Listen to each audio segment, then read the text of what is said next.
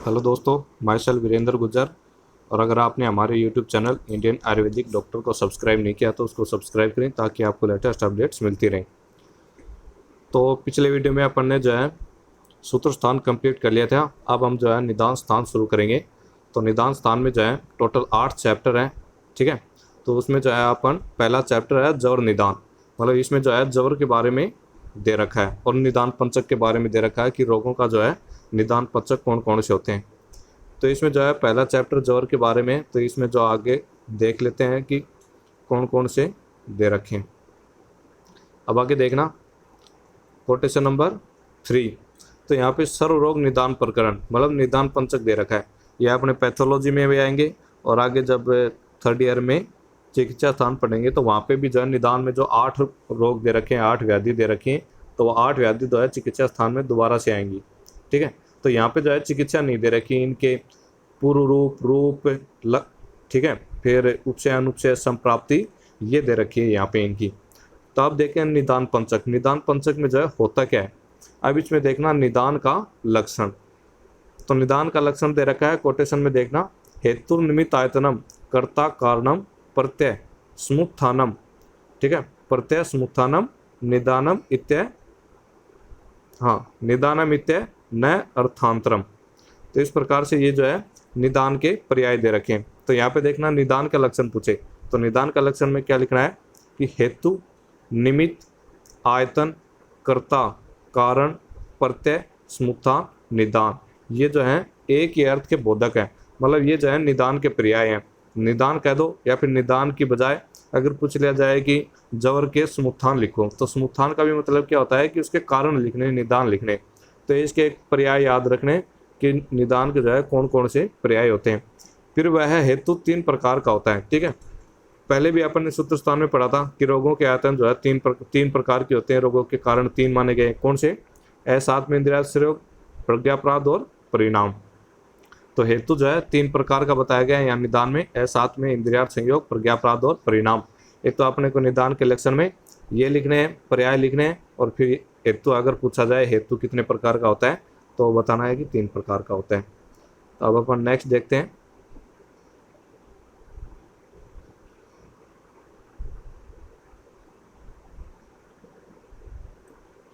तो यहाँ पे जो है नीचे विमर्श में दे रखा है चरक ने 3 ही को प्रधान माना है।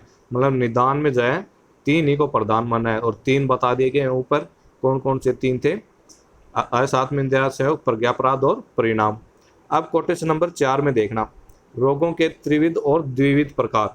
मतलब रोगों के जो है त्रिविध भी प्रकार होते हैं, द्विविध भी होते हैं, चतुर्विध भी होते हैं।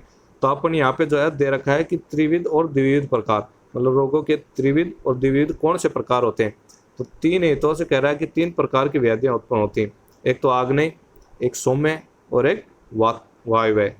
तो ये जो है इनके क्रम याद रखने हैं। तो इनके क्रम देखना, आग्नेय पहले पित्तज दे रखा है, फिर कफज दे रखा है, फिर वातज दे रखा है। ठीक है, तो क्रम इंपॉर्टेंट है, यहाँ पे क्रम याद रखना।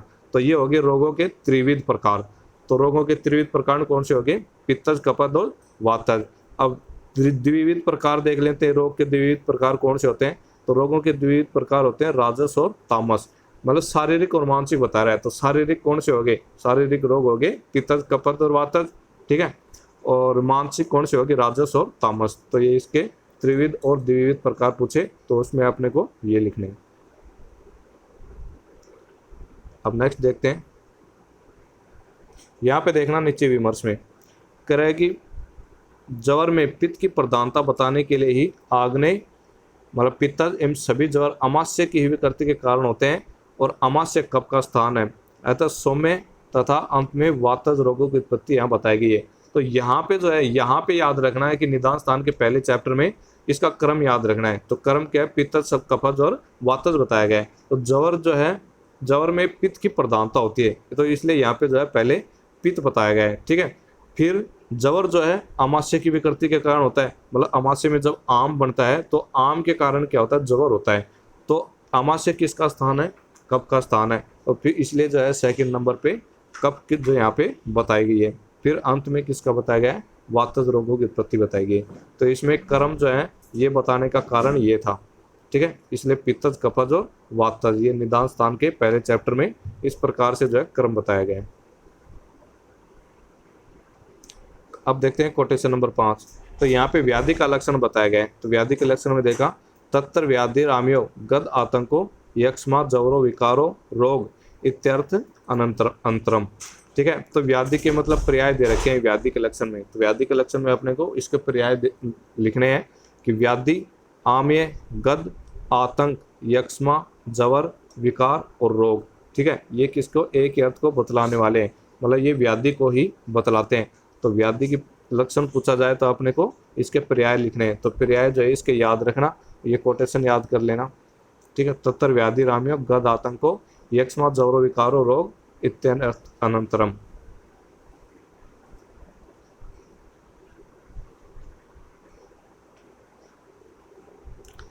अब जो है कोटेशन नंबर 6 देखते हैं, निदान पंचक। तो निदान पंचक जो है कौन कौन से होते हैं, पूछ लिया 2 नंबर क्वेश्चन में कि निदान पंचक कौन से होते हैं। तो उसमें देखना कि निदान, पूर्व रूप, ठीक है, रूप मतलब लिंग, रूप, लक्षण एक ही बात है, ये एक पर्याय है। फिर उपसय और संप्राप्ति। तो इस प्रकार से ये क्या होते हैं, निदान पंचक होते हैं। तो निदान पंचक में कौन कौन से 5 आके, निदान, पूर्व रूप, रूप, उपसय और संप्राप्ति।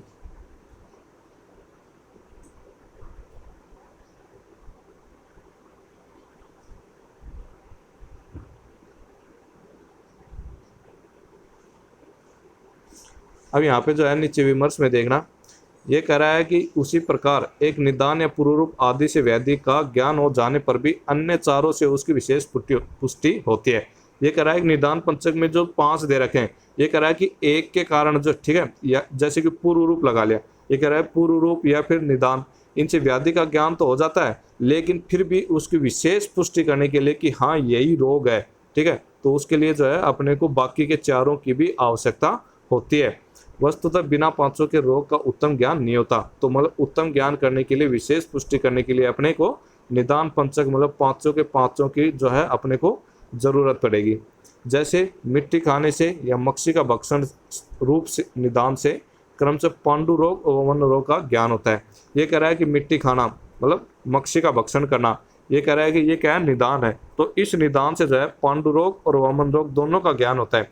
तो इसमें ज्ञान तो हो गया, लेकिन अब वमन रोग है या फिर पांडु रोग है, इसका विशेष पुष्टि लगाने के लिए अपने को बाकी के जो 4 हैं उनका भी ज्ञान की जरूरत पड़ेगी। तो यही बताना चाह रहे हैं यहाँ पे कि अगर एक के द्वारा व्याधि का ज्ञान तो हो जाता है, लेकिन विशेष पुष्टि के लिए सभी 5 के 5 जो है निदान पंचक की जरूरत पड़ती है।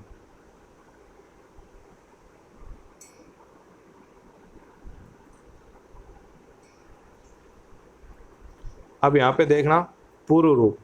तो पूर्व रूप में क्या दे रखा है कि रोगों में साध्य असाध्य निर्णय के लिए इसकी आवश्यकता पड़ती है।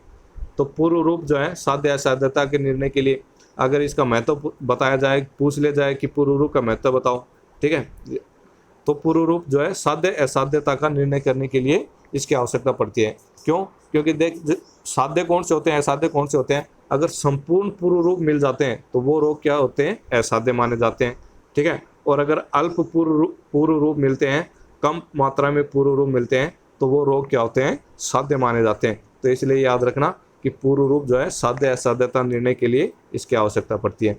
अब आगे देखते हैं, पूर्व रूप का रोगों में सापेक्ष निश्चय के लिए भी प्रयोग होता है। मतलब रोगों में डिफरेंस करने के लिए, डिफरेंशियल डायग्नोसिस करने के लिए भी पूर्व रूप का जो है प्रयोग होता है। अब देखना कौन कौन से में डिफरेंशियल डायग्नोसिस करते हैं, क्योंकि मूत्र से रक्त का और हरिद्र वर्ण के मूत्र का आना पित्तज प्रमेय में, रक्त में और अधोग रक्त पित्त का सूचक है, ठीक है। ये कह रहा है कि अगर मूत्र में जो है रक्त आ रहा है या फिर हरिद्र वर्ण का मूत्र आ रहा है, तो इनमें जो है इन दोनों के आने से ही किसकी, पित्तज प्रमेय, ठीक है, और अधोग रक्त पित्त का सूचक होता है। मतलब रक्त में मूत्र का आना या फिर हरिद्र मूत्र का आना, ये पित्तज प्रमेय और रक्त पित्त अधोग रक्त पित्त दोनों में ही जो है आता है। लेकिन अब जो है पूर्व रूप के द्वारा इसका निश्चयात्मक पता लगाते हैं कि ये पित्तज प्रमेय है या फिर अधोग रक्त पित्त है। तो इसमें देखना आ गया, पर दोनों में कौन सा रोग है, इसका निश्चयात्मक पूर्व रूप ही होता है, ठीक है। तो इन दोनों का जो है निश्चयात्मक पता लगाने के लिए किसका सहारा लेते हैं, पूर्व रूप का सहारा लेते हैं। तो इसलिए इसका पूर्व रूप का पहला तो हो गया साध्य असाध्यता निर्णय के लिए आवश्यकता पड़ती है। फिर रोगों का सापेक्ष निश्चय के लिए भी पूर्व रूप का प्रयोग होता है। अब यहाँ पे देखना दे रखा है, जवर के पूर्व रूप में लघु भोजन या उपवास और वात जवर के पूर्व रूप में गर्तपान का उपदेश मिलता है। तो यहाँ पे पूर्व रूप के अनुसार जो है चिकित्सा भी दे रखी है, ठीक है, कि पूर्व रूप कौन से पूर्व रूप होंगे तो कौन सी चिकित्सा करेंगे।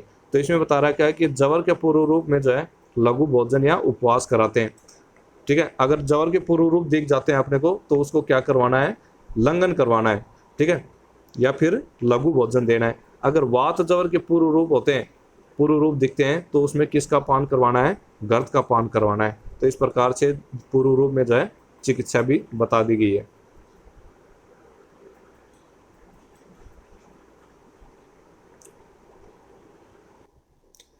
अब नेक्स्ट देखते हैं रूप या फिर लिंग या फिर लक्षण। मतलब रूप बोल दे, लिंग बोल दे, लक्षण बोलते, तीनों पर्याय हैं एक दूसरे के, एक ही बात है। अब इसमें देखना, लक्षणों के आधार पर रोग का पूर्ण रूप से ज्ञान होता है। तो रोग का पूर्ण रूप से ज्ञान किसके आधार पर होता है, लक्षणों के आधार पर, और लक्षण के आधार पर ही रोगों की साध्य असाध्यता का भी ज्ञान होता है। तो एक तो साध्य असाध्यता का निर्णय करने में कौन आ रहा था, पूर्व रूप आ रहा था, ठीक है। वैसे रोग का तो पूर्ण ज्ञान जो है पांचों के द्वारा ही होगा, निदान, पूर्व रूप, रूप, उपशय और संप्राप्ति। इन पांचों के द्वारा ही क्या होता है, पूर्ण ज्ञान होता है। लेकिन फिर भी ज़्यादातर मैक्सिमम जो है लक्षणों के आधार पर अपन क्या करते हैं, रोग का ज्ञान करते हैं। तो इसलिए बोल रखा है इसमें कि लक्षणों के आधार पर जो है रोग का पूर्ण रूप से ज्ञान होता है, और लक्षण के आधार पर ही रोगों की साध्यता असाध्यता का भी ज्ञान होता है, ठीक है। अब इसमें देखना आगे दे रखा है, हेतु, पूर्व रूप, रूप अल्प हों, ठीक है, दोष, दुष्य, तुल्य गुण वाले हों, तुल्य गुण वाले न हों, प्रकोपित दोष मनुष्य की प्रकृति का न हो तो रोग क्या होता है, साध्य होता है। ये अपन इस सूत्र स्थान में भी देख लेते कि साध्य, कृच्छ्री साध्य, याप्य और असाध्य, ठीक है। इनके जो है क्या क्या गुण दे रखे थे कि कौन कौन से गुण होंगे इसमें जब उसको साध्य बोलेंगे, कृच्छ्री साध्य बोलेंगे। तो वही बात इसमें दे रखी, ये कह रहा है कि हेतु, पूर्व रूप, रूप ये तो क्या हो, अल्प हो, दोष, दुष्य, तुल्य गुण वाले नहीं होने चाहिए। मतलब वात दोष और जो है जैसे वात दोष हो गया, और अगर रक्त, रस रक्त आदि बता रहा है तो दुष्य क्या हो गया, अस्थि, अस्थि जो है वैसे वात उसमें प्रधानता होती है। तो दोनों क्या होगी, तुल्य गुण वाले हो गए, तो उसकी जो है चिकित्सा करना कठिन हो जाता है। तो इसमें दोष, दुष्य जो है तुल्य गुण वाले न हो, और प्रकोपित दोष जो है मनुष्य की प्रकृति का न हो। मतलब वात दोष के कोई विकृति हो रही है, वात दोष वाला रोग है, और अगर व्यक्ति भी वात दोष की प्रकृति वाला है तो वो रोग क्या हो जाता है, साध्य होता है। मतलब वात कृच्छ्री साध्य हो जाएगा अगर तुल्य गुण वाला हो तो, ठीक है।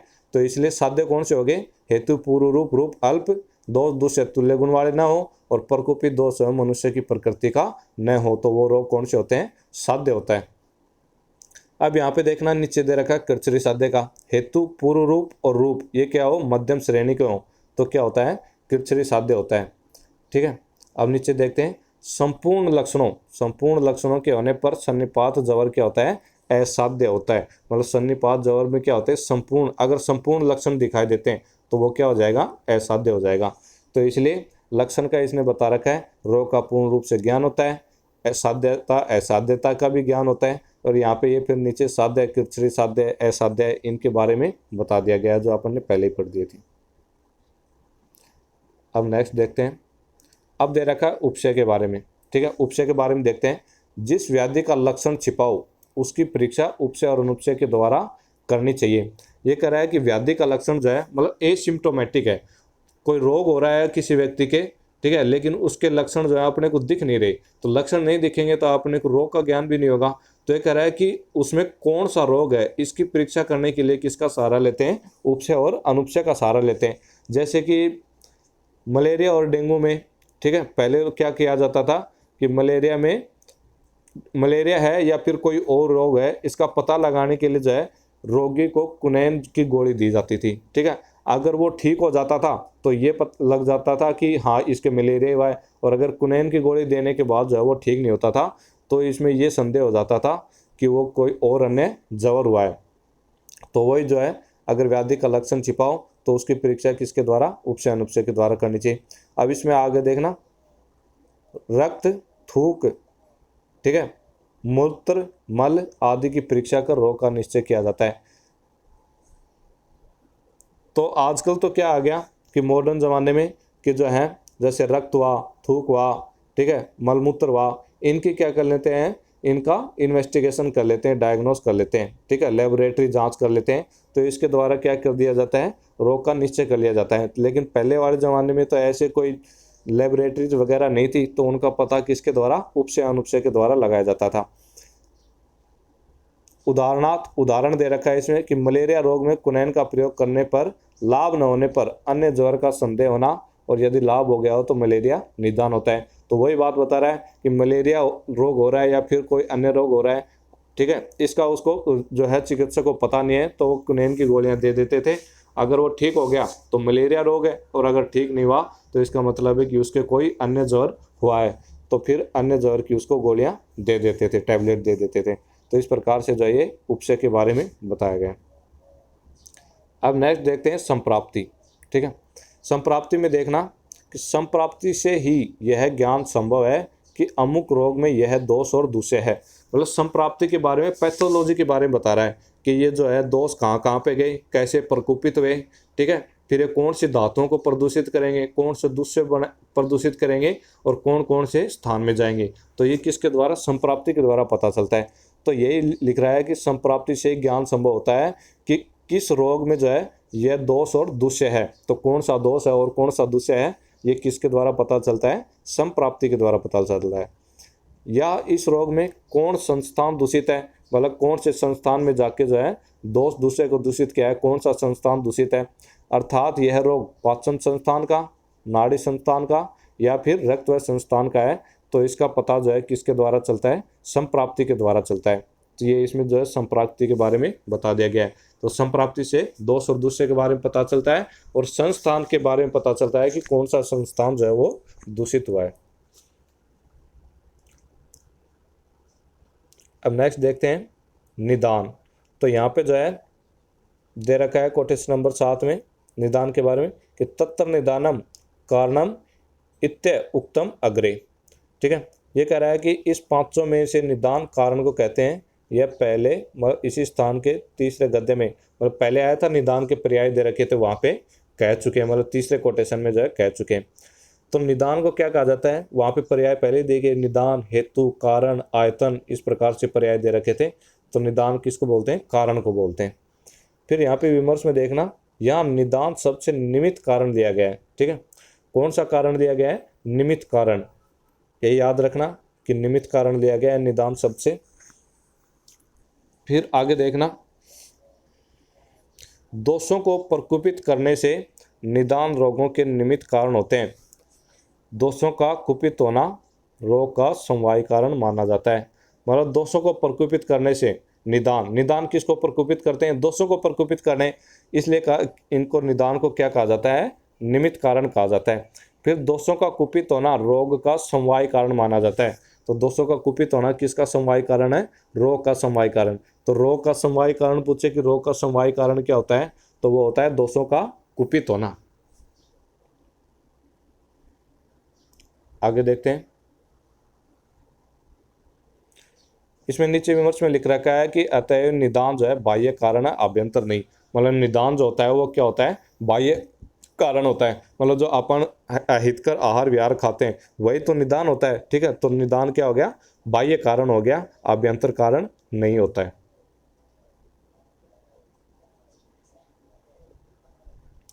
अब यहाँ पे जो है पूर्व रूप का द्वार से लक्षण दे रखा है कोटेशन नंबर 8 में, पूर्व रूपम प्राग उत्पत्ति लक्षणम व्यादे, ठीक है। वहाँ पे तो जो क्या दे रखे थे, वहाँ पे पर्याय दे रखे थे पूर्व रूप के, ऋण के, ठीक है, इनके बारे में थोड़ा बहुत बता रखा था। अब यहाँ पे जो है परिभाषा दे रखी कि प्राग उत्पत्ति लक्षणम, मतलब व्याधि की लक्षण की उत्पत्ति से पूर्व जो लक्षण होते हैं, व्याधि की उत्पत्ति के पूर्व जो लक्षण होते हैं उन्हें क्या कहा जाता है, पूर्व रूप कहा जाता है। तो पूर्व रूप का लक्षण पूछे तो आपने को पर्याय भी लिखने हैं और ये वाला भी लिखना है, क्योंकि लक्षण, पूर्व रूप का लक्षण या फिर पूर्व रूप की परिभाषा एक ही बात है, ठीक है। तो एक कोटेशन भी याद करना है, पूर्व रूपम प्राग उत्पत्ति लक्षण व्याधे। तो व्याधि की उत्पत्ति, मतलब व्याधि की उत्पत्ति कब होती है, जब उसमें लक्षण दिखने शुरू हो जाते हैं। तो व्याधि की उत्पत्ति के पहले ही जो लक्षण होते हैं उनको क्या कहा जाता है, पूर्व रूप कहा जाता है। अब यहाँ पे नीचे विमर्श में देखते हैं, पूर्व रूप रोगावस्था में पूर्ण रूप से व्यक्त नहीं होते हैं। तो पूर्ण रूप जो है पूर्ण रूप से व्यक्त नहीं होते हैं, कुछ स्पष्ट होते हैं और कुछ स्पष्ट नहीं होते। क्यों? क्योंकि अगर पूर्ण रूप जो है पूर्ण रूप से व्यक्त हो जाएंगे तो वो व्याधि क्या हो जाएगी, असाध्यता की ओर चली जाएगी। ठीक है, तो इसलिए जो है किसी भी रोगावस्था में जो है पूर्ण रूप से जो है व्यक्त नहीं होते हैं पूर्ण रूप। अब इसमें नीचे देखना, इसी पूर्ण रूप के सामान्य और विशिष्ट ये दो भेद माने गए। तो पूर्ण रूप जो है दो प्रकार के होते हैं, एक सामान्य पूर्ण रूप और एक विशिष्ट पूर्ण रूप, मतलब विशेष पूर्ण रूप।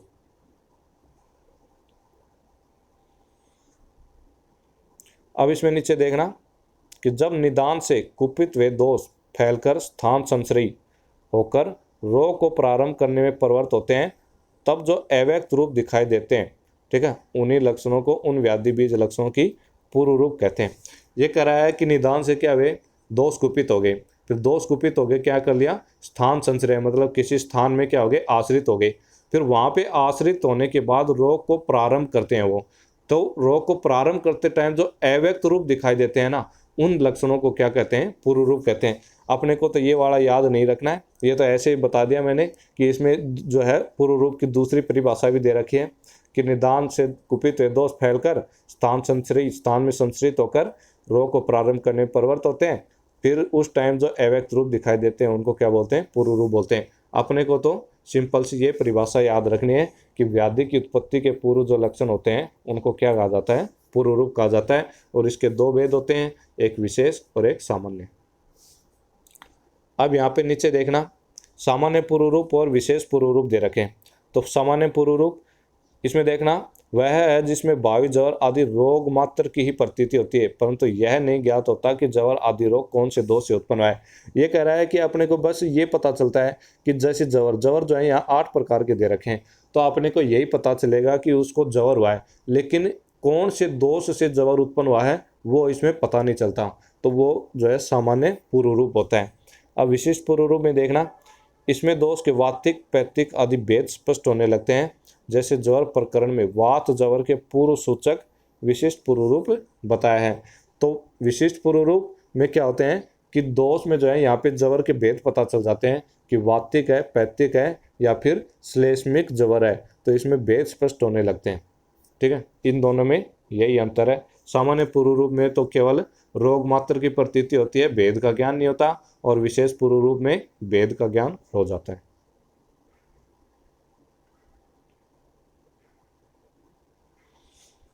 अब यहाँ पे जो है कोटेशन नंबर 9 रूप का लक्षण दे रखा है। इसमें देखना, प्रादुर्भूत लक्षणम पुनर्लिंगम तत्तर लिंगम आकृति लक्षणम चिन्हम संस्थानम व्यंजनम रूपम इत्यर्थ अंतरम। इसमें दे रखा है कि उत्पन्न हुए रोगों के लक्षण को क्या कहते हैं, लिंग कहते हैं। मतलब व्याधि के लक्षण उत्पन्न होने से पहले जो लक्षण दिखाई देते हैं वो तो क्या हो गया, पूर्व रूप। इसमें कह रहा है कि उत्पन्न हुए रोगों के लक्षण को क्या कहते हैं, लिंग कहते हैं। मतलब रोग उत्पन्न होते समय जो लक्षण दिखाई देते हैं उनको क्या बोल दिया, लिंग बोल दिया। अब इसमें जो है इसके पूर्व ये पर्याय बता रखे हैं, लिंग, आकृति, लक्षण, चिन्ह, संस्थान, व्यंजन और रूप। ये जो है सब इस अर्थ में पर्याय हैं। मतलब ये जो है इसके लिंग के, रूप के, लक्षण के पर्याय हैं। लिंग, आकृति, लक्षण, चिन्ह, संस्थान और व्यंजन और रूप। तो ये पर्याय भी याद रखने हैं और ये परिभाषा याद रखनी है कि उत्पन्न हुए रोगों के लक्षण को लिंग कहते हैं। अब नीचे विमर्श में देखना, इसमें जो है यहाँ पे इसकी दूसरी डेफिनेशन दे रखी है कि रोग की व्यक्त अवस्था को एक क्या कहा जाता है, लक्षण कहा जाता है। मतलब रोग जो है व्यक्त अवस्था में आ जाता है, व्यक्त हो जाता है, प्रकट हो जाता है, तो उसको क्या कहा जाता है, लक्षण कहा जाता है। अब नीचे देखते हैं कोटेशन नंबर 10 में उपशय का लक्षण दे रखा है। तो इसमें देखना, उपशय पुनर्हेतु व्याधि विपरीतानाम विपरीतार्थकारिणाम च औषध आहार विहाराणाम उपयोग है सुखानुबंध है। मतलब हेतु विपरीत, व्याधि विपरीत, फिर हेतु व्याधि विपरीत हो गया, हेतु विपरीतार्थकारी, व्याधि विपरीतार्थकारी और हेतु व्याधि विपरीतार्थकारी। औषध, अन्न और विहार, इनका सुखाव उपयोग को क्या कहते हैं, उपशय कहते हैं। तो ये उपशय की परिभाषा होगी।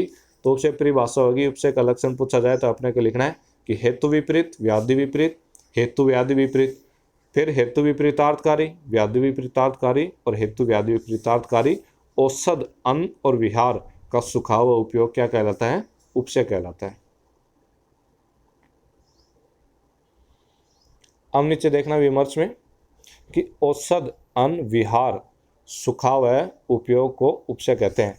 मतलब औषध अन्न और विहार के सुखाव उपयोग को क्या बोला जाता है कि उपसे कहा जाता है। अब इसमें सुखाव क्या दे रखा है, सुखाव किसको बोलते हैं, रोग दूर हो जाए और आगे भी कष्ट न हो तो उसको क्या कहा जाता है, सुखाव कहा जाता है। तो उपसे क्या होता है, परिणाम सुखकर होता है। मतलब इसका परिणाम जो है क्या होता है, सुखकर होता है उपसे का। अब विमर्श में नीचे देखना चक्रपाणि ने जो है उपसे 18 प्रकार का बताया है। तो याद रखना है कि किसने बताया है और कितने बताए हैं। ठीक है, तो चक्रपाणि ने बताए हैं उपसे कितने प्रकार के, 18 प्रकार के। तो ये दोनों इंपॉर्टेंट है, याद रखने हैं कि एक तो आचार्य का नाम याद रखना है कि किसने बताए हैं और कितने बताए हैं उपसे, वो भी याद रखने हैं।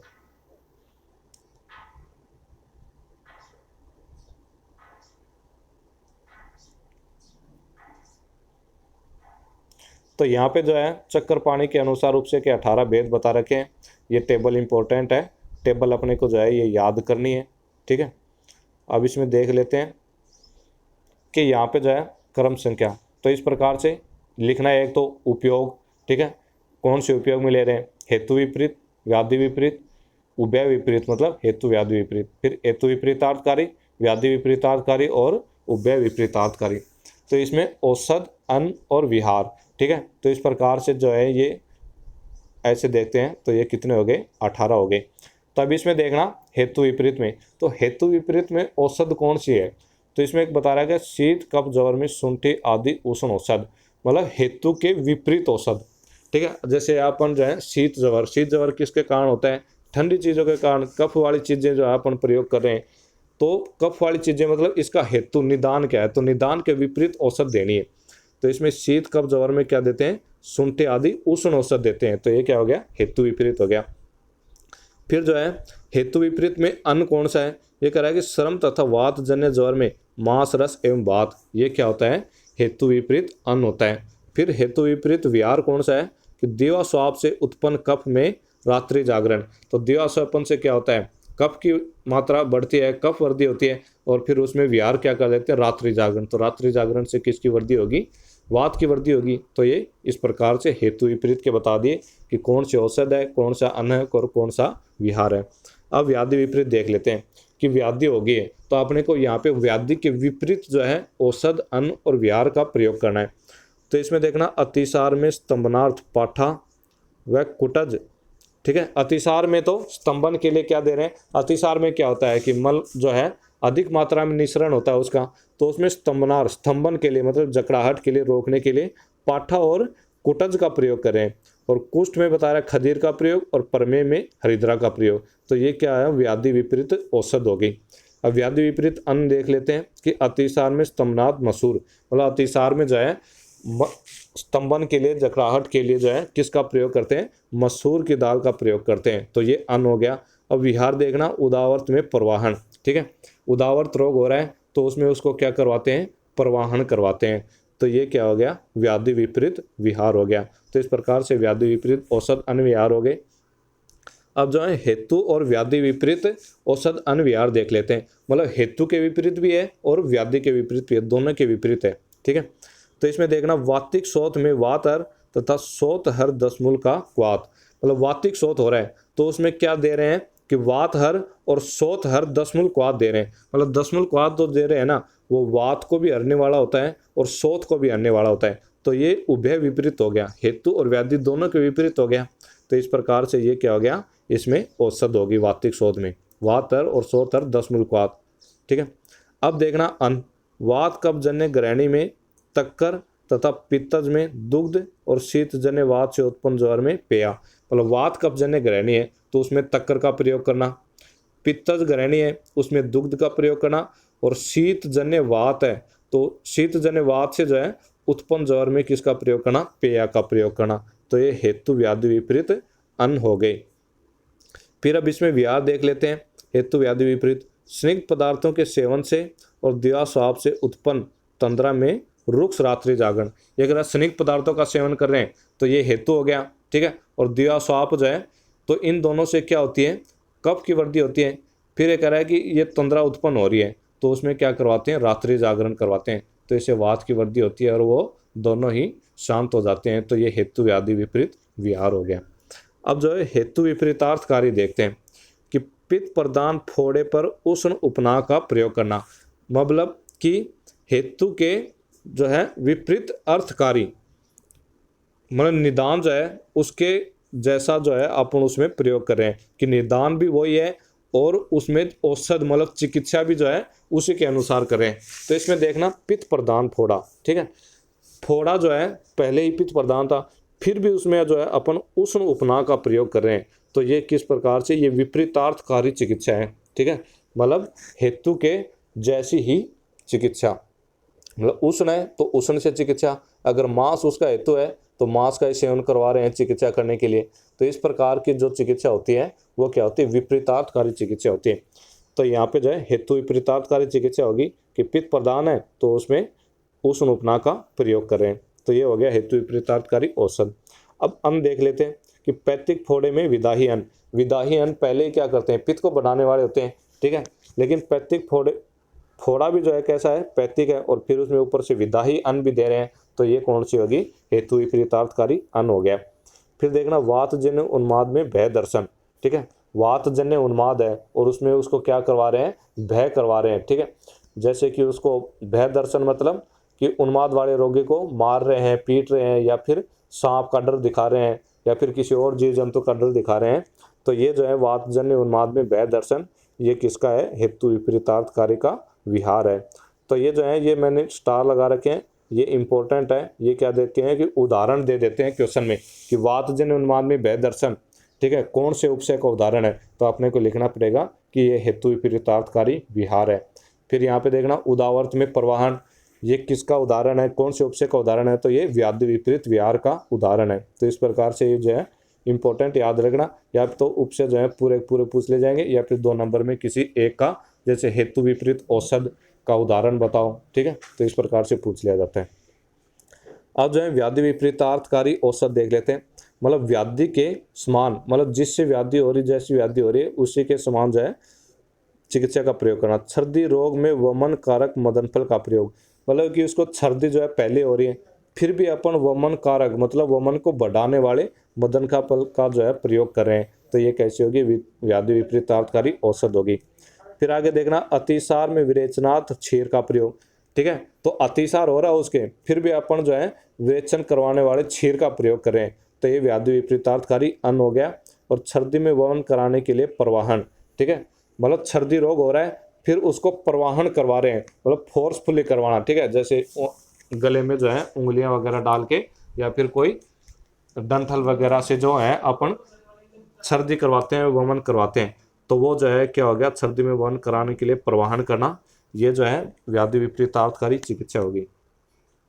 आप देखना उभय विपरीतार्थकारी, ठीक है, मतलब हेतु व्याधि विपरीतार्थकारी चिकित्सा, मतलब हेतु के भी जैसा होना चाहिए और व्याधि के भी जैसा होना चाहिए।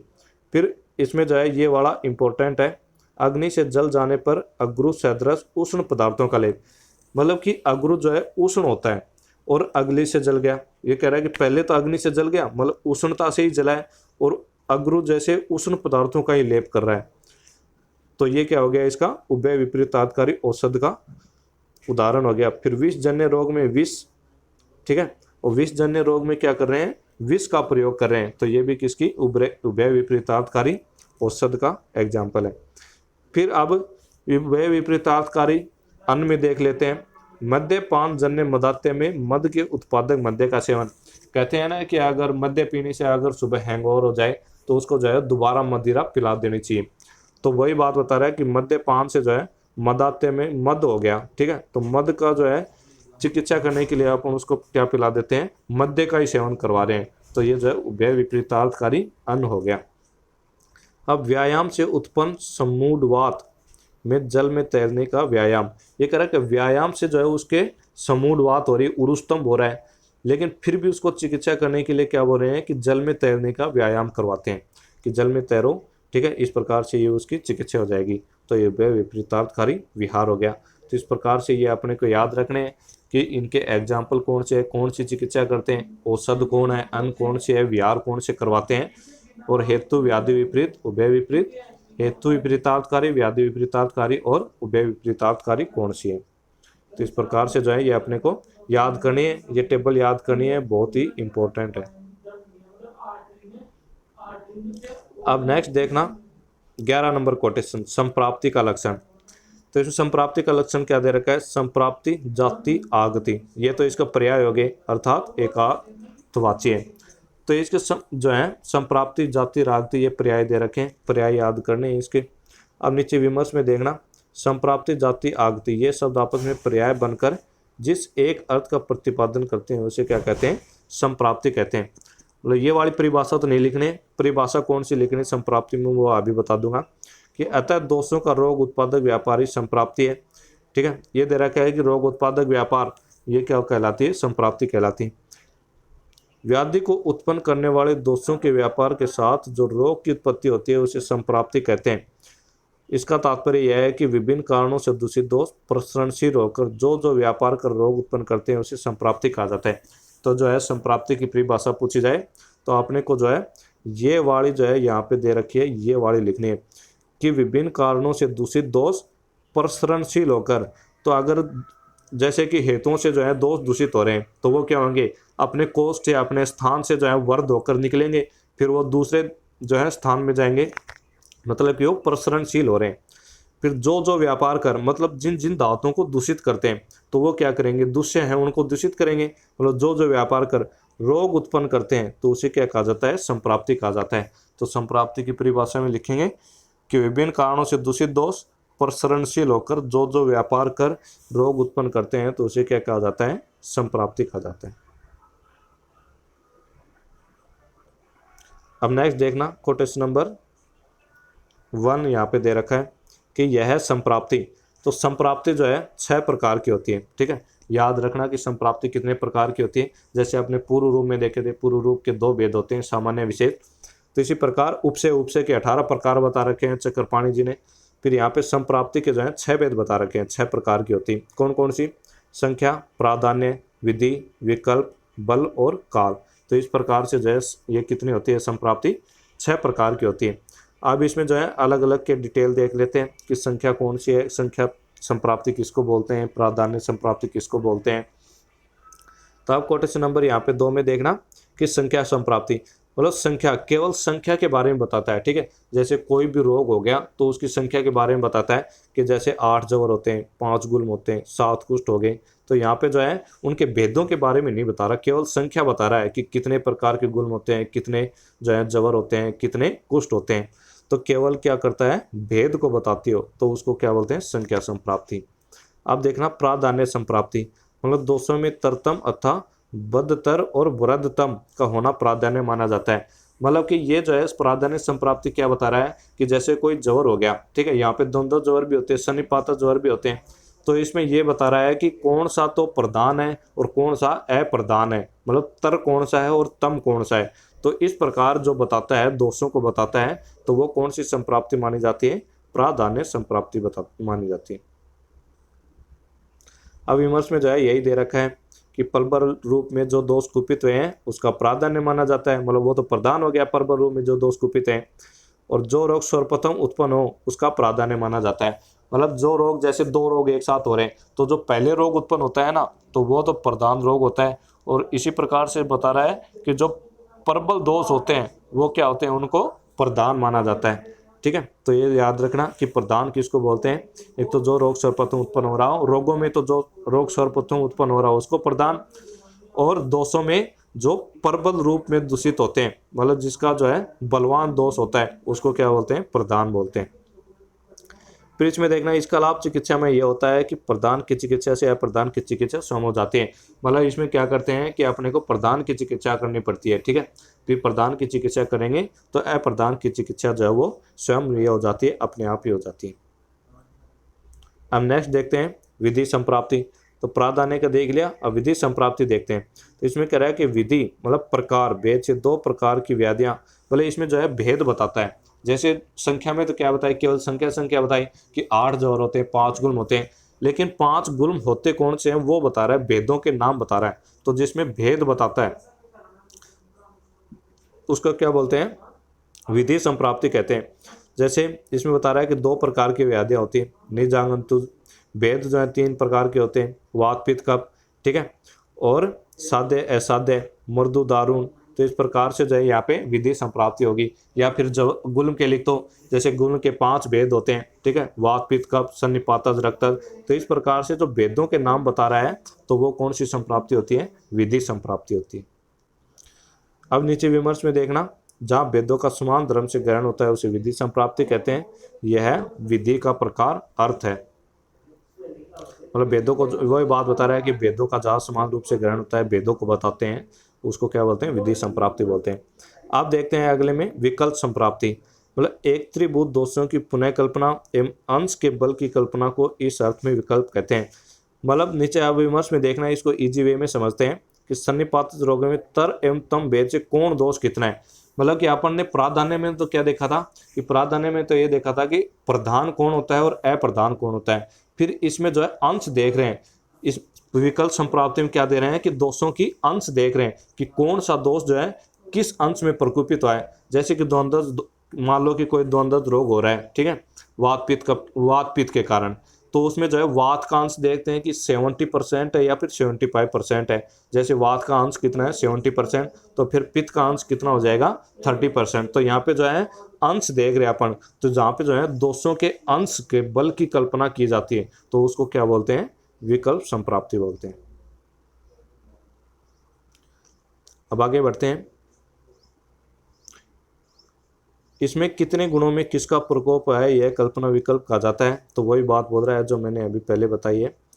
तो जवर का जो है साइन क्या होता है, शरीर इंद्रिय मन ताप, मतलब शरीर इंद्रिय और मन में ताप होना ही क्या कहा जाता है, जवर कहा जाता है। तो जवर का जो है प्रत्यात्म लक्षण है शरीर इंद्रिय मन ताप, शरीर इंद्रिय और मन में ताप का होना।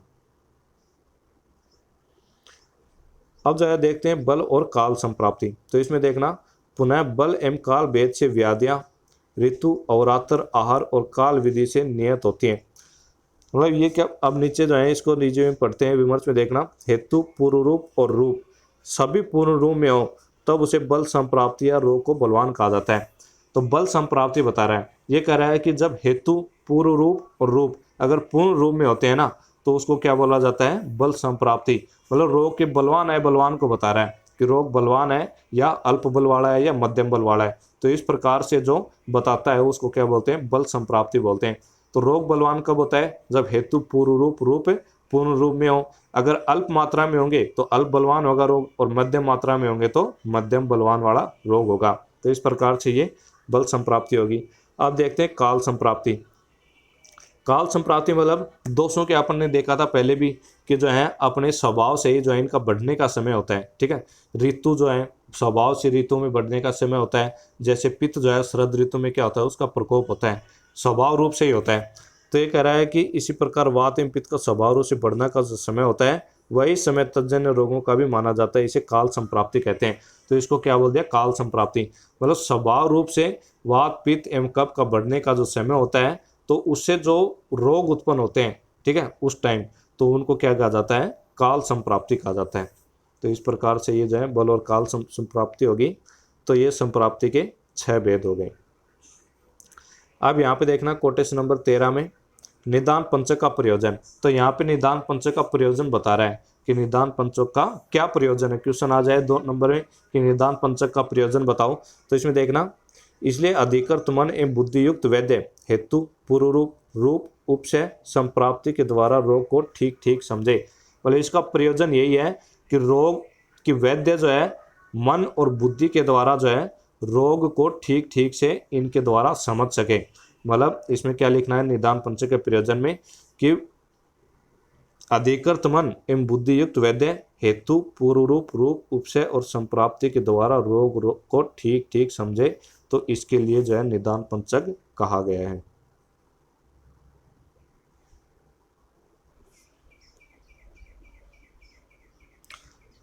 अब यहाँ पे इतने देर तक तो जो है रोग प्रकरण निदान पंचक के बारे में दे रखा था कि इनकी परिभाषाएं दे रखी थी, इनके पर्याय दे रखे थे, इनके भेद दे रखे थे। अब यहाँ से जो है जवर का प्रकरण स्टार्ट हुआ है। तो जवर को जो है रोगराट कहते हैं, मतलब रोगों का राजा, ठीक है। रोगों का राजा कौन होता है, जवर होता है। तो सबसे पहले इसलिए यहाँ पे किसकी, जवर का जो है वर्णन किया गया है। तो इसका रोगराट नाम याद रखना कि रोगराट जो है कौन से जो रोग को बोला गया है, तो वो किसको बोला गया है, जवर को। अब आगे देखना जवर के भेद। तो जवर के भेद कितने होते हैं यहाँ पे, निदान स्थान में जो है अपने को भेद तो कम से कम सबके याद रखने हैं। भेद वाले जो है बहुत इंपॉर्टेंट है, क्योंकि भेद याद होंगे तभी अपने को लिख पाएंगे। और इसमें जो है निदान स्थान में से 8 व्याधि दे रखी हैं, तो 8 व्याधि से कोई एक न एक व्याधि तो जो है 10 नंबर के क्वेश्चन में जरूर आती है। तो उसमें जो है उसके पूर्व रूप निदान, ठीक है, संप्राप्ति, ये सारी चीज़ें पूछ लेते हैं। तो इसमें देखना जवर के जो है 8 भेद होते हैं। 8 भेद कौन कौन से हैं, वात पित्त कफ, वात पित्त वात कफ पित्त कफ, वात पित्त कफ मतलब सन्निपातिज और आगंतुज। तो मतलब कारणों से, कारण भेद से कितने होते हैं जवर, 8 भेद होते हैं। तो ये याद रखना है कि कारण भेद से जवर के कितने हो गए, 8 भेद। वात पित्त कफ, फिर वात पित्त वात कफ पित्त कफ, फिर सन्निपातज हो गया और एक हो गया आगंतुज। अब देखते हैं वात जवर का निदान। तो वात जवर का निदान दे रखा है, तो वात जवर के निदान में है ना, इसको अपने अंदर याद रखने की जरूरत नहीं है इतना ज़्यादा। तो वात जवर मतलब वात को बढ़ाने वाले जो जो निदान है, जैसे कि व्यायाम करना, उपवास करना, लंघन करना, ठीक है, या फिर जो भी पंचकर्म करवा रहे हैं ना, उसका आगमन जो है सही ढंग से नहीं करवाते हैं, ठीक है, या अतियोग अयोग हो जाता है, तो उनके कारण भी क्या होता है, वात जो है बढ़ जाती है। तो इसमें देखना फिर आगे जो है वात के गुण क्या होते हैं, वात के गुण वाले पदार्थों का सेवन करें, जैसे रुक्ष जो है, लघु है, शीत है, इन जो है इन गुण वाले पदार्थों का सेवन कर रहे हैं, या फिर चोट लग रही है, ठीक है। तो इस प्रकार से जो है रात्रि जागरण हो गया, तो इनके कारण क्या होता है, वात की वृद्धि होती है। तो ये वाले जो है कॉमन पॉइंट हैं, ये अपने को हर एक में लिखने हैं। तो इसमें देखना रुक्ष लघु शीत वमन विरेचन आस्थापन नश्य, इनके अतियोग से, व्यायाम अधिक कर लिया, वेग संधारण से, अनशन उपवास कर रहे हैं, चोट लगने से, व्यवहार मैथुन करने से, ठीक है, चित्त में व्याकुलता बढ़ जाने से मतलब उद्वेग से, शोक से, अधिक रोग समक्षण कर दिया, या फिर रात्रि में जागरण है, या फिर विषम रूप में रखना शरीर को, तो इससे क्या हो जाता है, वात की वृद्धि हो जाती है। तो ये वात जवर के निदान हो गए। अब नेक्स्ट देखते हैं ज्वर की संप्राप्ति। तो ज्वर की संप्राप्ति जो है इंपॉर्टेंट है, अपने को याद रखनी है। इस संप्राप्ति तो वैसे सभी को याद रखनी है, लेकिन इसकी जो है थोड़ी ज़्यादा इंपॉर्टेंट है क्योंकि रोगराट कहा गया है, ठीक है। तो इसमें देखना क्वेश्चन नंबर 20, ऊपर के कारणों से प्रकुपित वायु, मतलब वायु जो है प्रकुपित होकर अमाशय में आकर उष्मा से मिलकर आहार के पक जाने पर बना हुआ पहला रस नामक धातु से मिलकर रस और स्वेद और स्रोतों को बंद कर अग्नि की शक्ति को नष्ट कर एवं पक्ति स्थान से अग्नि को बाहर निकालकर संपूर्ण शरीर में फैल जाता है, तब ज्वर की उत्पत्ति होती है। तो ज्वर के संप्राप्ति में लिख रखा है कि प्रकुपित वायु, तो इस प्रकार से जो है अपने को सभी जो है दोषों का लिखना है। इसमें वायु प्रकुपित हो रही है, आगे जाके पित्त प्रकुपित होगा, कफ प्रकुपित होगा, या फिर द्वंद्व दोष प्रकुपित होंगे, और जो है सन्निपात दोष प्रकुपित होंगे। तो इसमें यहाँ पे प्रकुपित का यहाँ पे जो है अपने को बदल लेना है कि ऊपर के कारणों से प्रकुपित दोष, ये कह रहा है कि अमाशय में जाकर, ठीक है, अमाशय में जाकर वहाँ से किससे मिल जाते हैं, उष्मा से मिल जाते हैं। फिर वहाँ पे आहार के पक जाने से क्या बनता है, रस नामक धातु बनती है। तो ये कह रहा है कि रस नामक धातु से मिलकर रस और स्वेद व स्रोतस, तो इसमें कौन कौन से स्रोतस इन्वॉल्व है वो याद रखना है कि रस व स्वेद व स्रोतस को क्या कर देता है, बंद कर देता है। फिर वहाँ पर क्या करता है कि अग्नि की शक्ति को जो है नष्ट कर देता है, और अग्नि को जो है अपने स्थान से बाहर निकालकर संपूर्ण शरीर में फैला देता है, तब क्या होती है, ज्वर की उत्पत्ति होती है। तो इस प्रकार से ये ज्वर की संप्राप्ति होगी। अब आगे देखते हैं वात ज्वर का लक्षण। तो यहाँ पे जो है वात ज्वर के लक्षण दे रखे हैं, अपन जो है बाकी इसमें जो है रीडिंग मार लेना एक बार हल्की सी, जो इम्पोर्टेंट है वो अपन पढ़ लेते हैं। तो इसमें देखना विस्मारम विसर्गित्वम, मतलब विस्मारम विसर्गी मतलब प्रारंभ और विसर्ग करते समय अनियत वेग का होना, मतलब इसमें जो है प्रारंभ के समय और जाते समय, ठीक है, विसर्ग करते समय जो है अनियमित वेग का होना, मतलब वेग जो है अनियत होता है, एक जैसा समान वेग नहीं होता। फिर आगे जो है पिंडिको उद्वेष्टन, मतलब अपन ने एक पुरुष के वेग धारण में जो है अपने पिंडिकोद्वेष्टन देखा था, और दूसरा यहाँ पे है पिंडिकोद्वेष्टन, मतलब वात ज्वर में क्या होता है, पिंडियों में द्वेष्ट होता है, मतलब पिंडलियाँ जो है क्या होती हैं, उद्वेष्ट होता है उनमें। अब देखना इसमें और क्या दे रखा, सोनस करणियों, मतलब कानों में जो है शब्द का सुनाई देना, मतलब कानों में जो है बिना कारण क्या होता है कि शब्द सुनाई देते हैं बिना शब्द के होते हुए भी। संख्यो निस्तोदय, और शंख में जो है निस्तोद मतलब सुई चुभोने जैसी क्या होती है, पीड़ा होती है। फिर इसमें लास्ट में दे रखा है उष्ण अभिप्रायता। तो वात जबर है, वात का लक्षण क्या होता है? शीत। तो इसमें क्या होगी? उष्ण वस्तुओं की वो क्या करेगा? इच्छा करेगा। तो इस प्रकार से जो है नॉर्मल इनकी रीडिंग मार लेनी। जो नॉर्मल रीडिंग मार के देखते हैं, वात ज्वर के लक्षण होते हैं विस्मारम विसर्गी, ये देख लिया कि ताप का घटते बढ़ते रहना। वायु क्या होती है? चंचल होती है, तो इस कारण से जो है ताप इसमें घटता बढ़ता रहता है। ज्वर का कभी तीव्र होना और कभी हल्का होना। फिर वात कब बढ़ती है? तो वात बढ़ने के देखना कि भोजन के पच जाने के बाद, कि भोजन के शुरुआत में क्या होता है? कफ वृद्धि होती है। भोजन के पचन होता है, पाचन चल रहा होता है, उस टाइम पित्त की वृद्धि होती है, और भोजन के पचने के बाद क्या होती है? वात की वृद्धि होती है। तो इसलिए जब जब वात बढ़ती है तो भोजन के पचने के बाद, दिन के अंत में, रात्रि के अंत में, वर्षा ऋतु में, मतलब इनमें क्या होती है? वात की वृद्धि होती है। तो इसमें इसलिए इनमें क्या होता है? ज्वर का वेग जो है बढ़ जाता है। फिर आगे दे रखा है नख, नेत्र, मुखमंडल, मल मूत्र और त्वचा में क्या हो जाता है? रूखापन आ जाएगा। शरीर में रूखापन आ जाता है, शरीर क्या हो जाता है? अरुण वर्ण का हो जाएगा। ठीक है, मल मूत्र को क्या करेगा? रुक जाएंगे। भिन्न भिन्न अंगों में अनेक प्रकार की चल या अचल वेदना का होना, मतलब वेदना किसके कारण होती है? इसी के कारण होती है। फिर पैरों में शून्यता का होना, पैर क्या हो जाएंगे? शून्य हो जाएंगे। पिंडिकाओं में क्या हो जाएगी? ऐंठन आ जाएगी। जानों की संधि में, सारे शरीर की संधि में विश्लेषण, मतलब कि संधि जो है खुल गई है, ऐसा अनुभव होता है। उरु प्रदेश में क्या होगी? स्थिरता हो जाएगी। कटी, पार्श्व, पीठ, कंधा, बाहु, अंश और छाती में क्या होगी? टूटने की तरह वेदना होगी। मतलब जितनी भी प्रकार की वेदनाएं होती हैं, जैसे सुई चुभोने की सी वेदना, ठीक है, चीरने की सी वेदना, या फिर विश्लेषण की सी वेदना, टूटने की तरह की वेदना, ये सारे किस में लिखने हैं? वात वाले में लक्षण में लिख देने हैं। फिर मसल देने की तरह वेदना, मथने की तरह वेदना, दुखाने की तरह वेदना, ठीक है, दबाने की तरह वेदना, ढकेलने की तरह वेदना। फिर इसमें देखना कान में झंझनाहट, ठीक है, मतलब स्वनष्ट करनी हो, कानों में क्या है? शब्दों का सुनाई देना। फिर संघ प्रदेश में क्या होता है? सुई चुभोने की सी पीड़ा होती है। फिर वात के कारण क्या होता है? वात जो है प्रकुपित हो जाती है, तो वो मुख में कौन सा रस करती है? कसैलापन, मतलब विरसता या कसैलापन जो है मुख का कर देती है। और पित्त कौन सा करता है? कटु करता है। और कफ कौन सा करता है? मधुर करता है। फिर आगे देखना अनरस, भोजन में इच्छा करना होना, मतलब भोजन की इच्छा नहीं हो रही उसको, ठीक है, तो ये किसके कारण होता है? वात के कारण होता है। फिर इसमें आगे देखना मुख से पानी का निकलना, अरुचि, अपचन, विषाद, जम्बाई, शरीर में आक्षेप होना, कंप होना, थकावट, चक्कर, नींद ना आना, रोमांच का होना, दांतों का खट्टा हो जाना। अब उष्णता की इच्छा, तो शीत तो इसका गुण होता है, तो उष्णता की इच्छा करता है। तो ये जो है इस प्रकार से वात ज्वर के लक्षण बता दिए गए। हम नेक्स्ट देखते हैं पित्त ज्वर का निदान। तो पित्त ज्वर का निदान में क्या लिखेंगे? जो पित्त को बढ़ाने वाली वस्तुएं हैं वही लिखेंगे इसमें, जैसे कि उष्ण, तीक्ष्ण, ठीक है, इंद्रियों का भोजन करा है। या फिर पित्त को जो है समन कौन सा करते हैं? कसाय, तिक्त, मधुर, और बाकी के तीन क्या करेंगे? उसका बढ़ाएंगे। तो कसाय, तिक्त, मधुर के अलावा जो रस बच गए वो वाले रस लिख देंगे। फिर कटु द्रव्य जो है अजीर्ण में भोजन कर रहा है, तीक्ष्ण, धूप या फिर अग्नि इनका कर रहा है सेवन, श्रम कर रहा है, क्रोध और विषम भोजन, इनका क्या हो जाता है? पित्त का प्रकोप हो जाता है। तो इससे कि ये क्या हो गए? पित्त ज्वर के निदान हो गए। तो पित्त ज्वर की संप्राप्ति में वही लिखना है कि प्रकोपित पित्त जो है आमाशय में जाकर उष्मा को क्या कर देता है? उष्मा के साथ मिलकर भोजन के पाचन करता है। फिर वहाँ पे रस नामक धातु से मिलके रस व स्वेद व स्रोतों को क्या करता है? बंद कर देता है। फिर अग्नि को नष्ट कर अग्नि को अपने स्थान से बाहर निकालकर संपूर्ण शरीर में फैल जाता है और ज्वर की उत्पत्ति हो जाती है।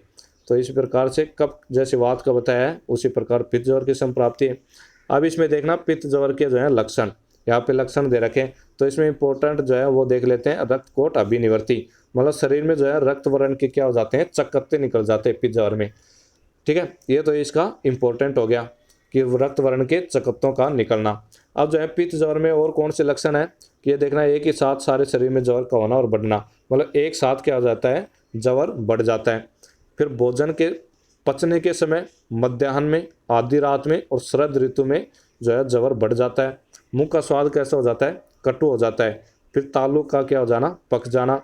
अधिक प्यास लगना, मद मतलब नशा होना, चक्कर आना, मूर्छा होना, पित्त का वमन कर रहा है, अतिसार हो रहा है, ठीक है, पसीने का न आना या उसमें पसीने का आना, पसीना आ रहा है उसके शरीर में, ये देख ही लिया अपन ने।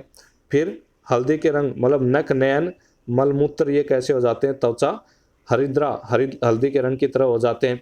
ताप इसमें क्या होता है? अधिक बढ़ जाता है। दाह का अधिक अनुभव होना, और ये क्या होता है, उष्ण होता है, तो शीतल पदार्थों की क्या करेगा, इच्छा करेगा। तो इस प्रकार से ये जो है पित्त ज्वर के लक्षण है। अब देखते हैं कफ ज्वर का निदान। तो कफ ज्वर के निदान क्या आएंगे कि जो कफ को बढ़ाने वाले होते हैं वही आएंगे, जैसे स्निग्ध, गुरु, मधुर, पिच्छल, शीतल, ठीक है, खट्टा, नमकीन, इस प्रकार के अन्न को अधिक मात्रा में खाता है, या फिर दिन में सेवन करता है, खाकर सो रहा है, अति प्रसन्नता से, व्यायाम नहीं कर रहा, मैथुन नहीं कर रहा, किसी प्रकार की चिंता नहीं कर रहा, तो ये क्या हो गए, कफ ज्वर के निदान हो गए। अब कफ ज्वर की संप्राप्ति, जैसे पित्त ज्वर की संप्राप्ति लिखी है, वहाँ पे सिर्फ क्या बदलना है कि वहाँ पे पित्त जो है प्रकोपित हुआ था, यहाँ पे कफ प्रकोपित होगा, तो सेम जो है उसी प्रकार से लिखना है, बस प्रकोपित दोष जो है वो चेंज कर देना है, ठीक है। तो इसमें ज़्यादा नया कुछ नहीं है। अब जो है कफ ज्वर के लक्षण देखते हैं। तो कफ ज्वर के लक्षण क्या होंगे, जैसे कफ में जो है अपन कौन कौन से गुण देखते हैं वही लिखने हैं। इसमें भी क्या है, पित्त में देखा था कि एक साथ सारे शरीर में ज्वर का होना, तो इसमें भी एक साथ सारे शरीर में ज्वर का होना। फिर इसमें क्या हो गया, भोजन करते ही प्रातः काल में, रात्रि के प्रथम पहर में, वसंत ऋतु में ज्वर जिका हो जाता है, बढ़ जाता है, शरीर में भारीपन आएगा, भोजन में अरुचि होगी, कफ का स्राव होगा मुख से, और मुख कैसा हो जाता है, मीठा हो जाता है। फिर वोमिटिंग होना, ठीक है, हृदय के ऊपर कोई वस्तु का लेप कर दिया गया हो, इस प्रकार का अनुभव होता है, या फिर शरीर को गीले कपड़े से ढक दिया गया हो, ऐसा अनुभव होना। वमन होती है, अग्नि की क्या हो जाती है, मंदता हो जाती है। निद्रा अधिक है, मतलब निद्रा का अधिक रूप में आना, शरीर में जकड़ाहट हो जाती है, ठीक है, तंद्रा, कांस, श्वास, सर्दी, ये हो जाते हैं। फिर नख, नेत्र, मुखमंडल, फिर मलमूत्र और त्वचा, ये कैसे हो जाते हैं, श्वेत वर्ण के हो जाते हैं, ठीक है। और शरीर में क्या हो जाती हैं, शीत पीड़िकाएं हो जाती हैं। और ये कफ कैसा होता है, शीत गुण वाला होता है, तो इसमें क्या करेगा, गर्म वस्तुओं की इच्छा रखेगा। तो इस प्रकार से ये जो है कफ ज्वर के लक्षण बता दिए गए। तो इसमें जो है नॉर्मल जो है अपने को वैसे याद रखने, जैसे कफ के गुण हो गए, वात के गुण हो गए, पित्त के गुण हो गए, तो वही वाले उनके निदान किन के जो है ये दोष वृद्धि करते हैं, और इनके जो है कौन लक्षण में क्या लिखेंगे कि वात, पित्त, कफ के जो है कौन से गुण होते हैं, उनके अनुसार क्या कर देंगे, लक्षण लिख देंगे। और जो इम्पोर्टेंट है, जैसे मैंने कोटेशन में निशान लगा रखे हैं, जैसे पित्त में आया था रक्त कोट अभिनिवर्ती, कि रक्त वर्ण के चकत्ते पड़ जाते हैं, उनको जो है ज़्यादा अच्छे तरीके से याद रखना है, क्योंकि उससे जो है वो लिखेंगे तो जो है अगले चेक करने वाले पे क्या पड़ेगा, अच्छा इंप्रेशन पड़ता है। अब नेक्स्ट देखते हैं द्वंद्व और सन्निपात ज्वर के निदान। तो इसमें देखना द्वंद्व और सन्निपात ज्वर के विषम भोजन से, उपवास से, भोजन के परिवर्तन से, ठीक है, ऋतुओं के विकार से, मतलब कि अतियोग, गैरयोग और मिथ्यायोग ऋतुओं का, या फिर प्रकृति के विपरीत गंध का नाक में प्रवेश करने से, मतलब कि जैसे अपने को गंध पसंद है उससे विपरीत गंध नाक में प्रवेश करिए। विष दूषित जल पी रहे हैं, ठीक है, विष से दूषित जल है उसके पीने से, कृत्रिम विष के प्रयोग से, ठीक है, कि गर्विष, जैसे गर्विष और दूसरी विष होते हैं, ये कृत्रिम विष होते हैं, इनका प्रयोग करने से। फिर नियम विपरीत स्नेहन, स्वेदन, वमन, विरेचन, आस्थापन, अनुवासन, शिरोविरेचन के प्रयोग से, मतलब कि जो पंचक्रम है उसका जो है नियमों को विपरीत प्रयोग कर रहे हैं, तो उससे भी क्या हो जाता है, द्वंद्व और सन्निपात ज्वर उत्पन्न होते हैं। फिर मिथ्या संसर्जन से, मतलब उसके बाद पंचक्रम के बाद क्या करते हैं, संसर्जन क्रम का प्रयोग करते हैं, तो यहाँ पे जो है संसर्जन क्रम का विधि पूर्वक प्रयोग नहीं कर रहा है, तो उससे भी क्या हो जाते हैं, द्वंद्व और सन्निपात ज्वर निदान होते हैं। फिर स्त्रियों में उचित रूप से प्रसव के न होने से, या फिर प्रसव के बाद अनुचित आहार विहार के सेवन से क्या हो जाते हैं, द्वंद्व और सन्निपात ज्वर होता है। मतलब स्त्रियों में जो है उचित रूप से प्रसव नहीं हो रहा है, मतलब कॉम्प्लिकेटेड आ रहे हैं, कॉम्प्लिकेशंस आ रहे हैं, या फिर प्रसव के बाद जो है जो स्त्री जो है अनुचित आहार विहार का सेवन करिए, मतलब अहितकर आहार विहार का सेवन कर रही है, तो इन कारणों से क्या होता है, द्वंद्व और सन्निपात ज्वर उत्पन्न होते हैं। अब आगे देखते हैं इनके लक्षण में क्या लिखोगे, द्वंद्व और सन्निपात ज्वर में, मतलब कि सभी के लक्षण, वात, पित्त और कफ जो है तीनों के अलग अलग लक्षण बताए गए हैं, वो अगर एक ही जगह दिखाई देते हैं तो वो क्या होते हैं, द्वंद्व या फिर सन्निपात ज्वर के लक्षण हो गए। अब यहाँ पे जो है आगंतुक ज्वर देख लेते हैं। तो आगंतुक ज्वर मतलब बाहरी कारणों से, जैसे कोई चोट लग गई, या फिर अभिचार, अभिशाप, ठीक है, अभिघात मतलब चोट लगना, अभिसंग मतलब काम, क्रोध, लोभ, मोह, शोक, इनका संसर्ग होना, मतलब व्यक्ति जो है काम, क्रोध, लोभ, मोह, शोक आदि से ग्रस्त है। अभिचार मतलब तांत्रिक मंत्र, ठीक है, इनके द्वारा। अभिशाप मतलब किसी ब्राह्मण या फिर वृद्ध पुरुष ने अभिशाप दे दिया, श्राप दे दिया, उसके कारण। तो ये चार जो हैं आगंतुक ज्वर के इंपॉर्टेंट है, ये चार तो याद रखने हैं, अभिघात, अभिसंग, अभिचार और अभिशाप। तो ये हर जगह काम आएंगे आगंतुक में, कि आगंतुक रोग होते हैं वो इन्हीं 4 कारणों से होते हैं, अभिघात, अभिसंग, अभिचार और अभिशाप। फिर आगे देखना है इन 4 कारणों से क्या होता है, पहले व्यथा उत्पन्न होती है, फिर क्या होता है ज्वर, अंदर दोष उत्पन्न होंगे, फिर उसके बाद ज्वर उत्पन्न होगा। ठीक है, तो आगंतुक में अपन पहले ही देख लिया था कि इसमें जो है पहले तो कष्ट उत्पन्न होता है, फिर बाद में दोषों की क्या होती है, विकृति होती है। फिर इसमें देखना अभिघात ज्वर दुष्ट रक्त में आश्रित वायु से, अभिसंग वात पित्त के संसर्ग से, अभिचार ज्वर और अभिशाप ज्वर सन्निपात से होता है। मतलब अभिघात ज्वर क्या होता है, जैसे कि अपन को चोट लग गई, ठीक है, तो चोट लगने से क्या होता है, चोट लगते ही रक्त बाहर आएगा। तो इसमें कह रहा है कि अभिघात ज्वर जो होता है ना, उसमें कौन सा जो है दोष प्रकोपित होता है, तो उसमें होता है वात और रक्त। ठीक है, वात और रक्त, ये याद रखना अभिघात ज्वर में। फिर अभिसंग ज्वर में कौन सा जो है दोष दूषित होते हैं, वो होते हैं वात पित्त। और अभिचार और अभिशाप, इन दोनों में जो है सन्निपात ज्वर, जो सन्निपात जो है वो क्या होता है, दूषित होते हैं। तो ये जो है इन चारों की याद रखने कि कौन कौन से में कौन कौन से दोषों का प्रकोप होता है। अब नेक्स्ट देखते हैं, यहाँ पे देखना आगंतुक ज्वर विशिष्ट लक्षण चिकित्सा निदान के होने से 7 प्रकार के बताए निज ज्वर से विशेष होता है। साधारण क्रम से इसकी चिकित्सा की जाती है। इस प्रकार ज्वर की 8 प्रकृति, मतलब इस प्रकार जो है ज्वर के जो है लक्षण, चिकित्सा, निदान, ठीक है, ये बता दिए गए हैं। तो अब यहाँ पे जो है नीचे देखना टेबल में कि निज और आगंतुक ज्वर में भेद बता रखा है, तो ये इंपॉर्टेंट है। ठीक है, इसको याद करना है, निज और आगंतुक ज्वर में भेद। तो निज और आगंतुक इस प्रकार से, इसी प्रकार से टेबल बना के आनी है एग्जाम में। इसमें देखना निज तो क्या होते हैं, मिथ्य आर व्यवहार से होते हैं, और आगंतुक वो 4 कारण अभिघात, अभिसंग, अभिचार और अभिशाप, इन कारणों से होते हैं। तो ये हो गया पहला तो निदान। फिर दूसरा, निज में क्या होंगे, पहले दोष कुपित होते हैं और बाद में लक्षण उत्पन्न होते हैं। और आगंतुक में इसके जस्ट उल्टा होता है कि इसमें पहले लक्षण उत्पन्न होते हैं, मतलब कष्ट होता है, और बाद में क्या होता है, दोषों का प्रकुपित होता है। फिर निज जो है वो कितने होते हैं, 7 प्रकार के होते हैं। और आगंतुक जो है कारण भेद से अनेक प्रकार का होता है। कि कारण भेद से जैसे कि अपने को लोहे से चोट लगी तो वो अलग हो गया, सींग से चोट लगी अलग हो गया, खुर से चोट लगी अलग हो गया। मतलब जितने कारणों से उसको चोट लग रही है उतने ही कारणों से अनेक प्रकार का हो जाता है। तो ये जो है निज तो दोष भेद से 7 प्रकार का, और ये आगंतुक कारण भेद से अनेक प्रकार का। फिर इसकी जो है निज की चिकित्सा कैसी होती है, दोषानुसार होती है, और आगंतुक की चिकित्सा किसके अनुसार होती है, कारण के अनुसार होती है। तो इस प्रकार से जो है ये इसमें डिफरेंस दे दिया गया है निज और आगंतुक ज्वर में। अब देखना ज्वर का प्रकार भेद। ठीक है, ज्वरस एक एवं संताप लक्षण, मतलब संताप लक्षण वाला ज्वर तो एक ही प्रकार का होता है। वैसे ज्वर तो एक ही भेद माना है कि संताप लक्षण वाला, मतलब ताप का होना ये क्या कहलाता है, ज्वर कहलाता है। तो ज्वर जो है एक भेद से पूछा जाए तो वो क्या होता है, संताप लक्षण, मतलब शरीर और मन में संताप का होना, ये क्या होता है, एक भेद हो गया। फिर देखना आगे, उसी एक ज्वर को अभिप्राय भेद से निज और आगंतुक, ये 2 प्रकार हो गए कि निज और आगंतुक होते हैं। फिर निज 7 प्रकार का और आगंतुक एक होता है। ठीक है, इसमें निज रोग 2 प्रकार का, जैसे सौम्य आग्नेय। फिर निज रोग के बता रहा है कि निज रोग 2 प्रकार का भी होता है, सौम्य आग्नेय बता दिया। फिर 3 प्रकार का भी होता है, वात पित्त कफ।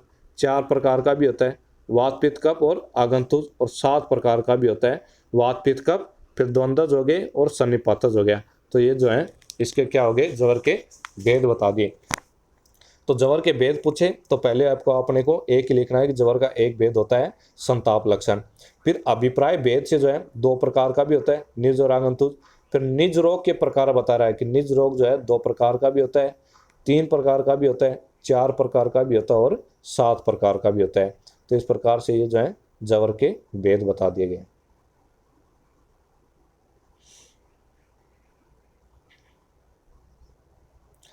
अब यहाँ पे जो है ज्वर के सामान्य पूर्व रूप दे रखे हैं। तो ज्वर पूर्व रूप जो है अपने को याद करने हैं, ये अलग से क्वेश्चन में 2 नंबर क्वेश्चन में पूछ ले जाते हैं अलग से कि ज्वर के सामान्य पूर्व रूप बताओ।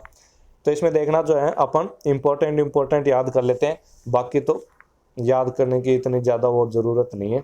ठीक है, तो इसमें देख लें ज्वर के सामान्य पूर्व रूप। शब्द शीत, वातात, उपसहतव, असहतव। मतलब इसमें क्या आ रहा है कि शब्द, शीत और वात, ठीक है, और आतप, इनको क्या करना है, सहन नहीं करना। मतलब जो जिसके जवर हो जाता है वो शब्द, शीत, वात और धूप इनको जो है सहन नहीं कर पाता है। फिर अगला देखना, उचित से कर्मणो हानि, मतलब काम करने में क्या होती है कि हानि होती है, मतलब उचित अभ्यस्त कार्यों का ठीक न करना, मतलब जो उचित कार्य जो है उनमें क्या होती है, हानि होती है, वो ठीक प्रकार से कार्यों को नहीं कर पाता है। फिर प्रतीपता स्व कार्यसु, मतलब अपने अपने कार्यों को उल्टा करना, मतलब जो भी वो कार्य कर रहा है पहले तो क्या है उचित कार्य को जो ठीक से नहीं कर पा रहा है, फिर जो अपने प्रत्येक कार्य कर रहा है वो कैसा करता है, उल्टा ही करता है प्रत्येक कार्यों को।